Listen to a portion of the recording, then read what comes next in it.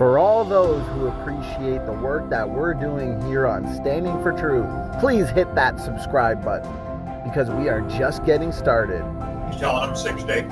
Jesus said if I can ask a quick question, the flood, Noah's Ark, was subjected to, if it's going to cover the whole earth, was subjected to 6 inches of rain a minute. There is no structure that can withstand that kind of rain. So either one of two things in my mind happened. Either somehow God interceded so that this boat was able to stay afloat, which strikes me to make some sense. But if that's the case, then certainly God could keep the plants alive without the sun. And I'm not sure that he's necessarily bound to, again, missing information. Just because the Bible doesn't say that he wasn't keeping the plants alive, it's God. I think the people who, and again, I'm not religious, so I'm speaking for people who are not my clan, but I think there are plenty of people who believe that God could intercede in such a way that the plants would be just fine for 1,000,000 years. Okay, I'd like to see how they metabolize. As far as 6 inches of rain per minute, I think you're laboring under a false illusion here that all the water for the flood came from rain.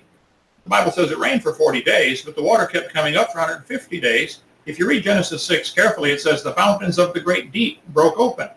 Nearly all of the water for the flood came from inside the earth, not from above. The fountains of the deep broke open, and then the windows of heaven were open. So the rain was 40 days, probably only added a couple of feet of water, whereas the fountains of the deep, if the Bible teaches very clearly in Psalm 24 and Psalm 33 and Psalm 136, 3 witnesses, that there was water in the crust of the earth. There still is today enormous amounts of water in the crust of the earth. You can drill about anywhere and get a well if you go deep enough, but there are huge subterranean pockets of water. A Japanese scientist did a study on this and said probably 10 oceans worth of water in the crust of the earth right now, still.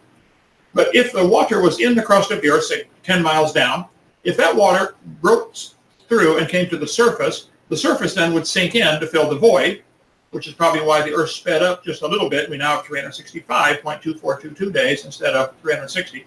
But the water for the flood came from inside. Plus, the assumption 6 inches per minute is based on you have to cover Mount Everest. Well, Mount Everest was probably not there. The mountains arose, at Psalm 104 teaches, toward the end of the flood, the mountains arose, the valleys sank down. An earth covered with water, cracked up into plates, the San Andreas Fault, the Hayward Fault, the New Madrid Fault, probably all of them formed where the water burst forth from the pockets, from the fountains of the deep. The plates of the earth would be shifting and tilting, and if one section of the earth dips down 2 miles and something else lifts up 2 miles on a 1,000-mile plate, 2 miles is nothing out of 1,000, you now have a mountain range and an ocean. All the water is going to run down into the ocean. Not on screen. Oh. So if you have the plate of the earth, 1,000 miles, let's say, the size of Texas, if it covered with a mile of water, if it tilts a little bit, the water's going to rush down.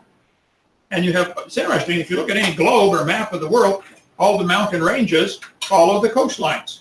Appalachian Mountains follow the Atlantic. The Rocky Mountains follow the Pacific. The Andes Mountains follow the South Pacific.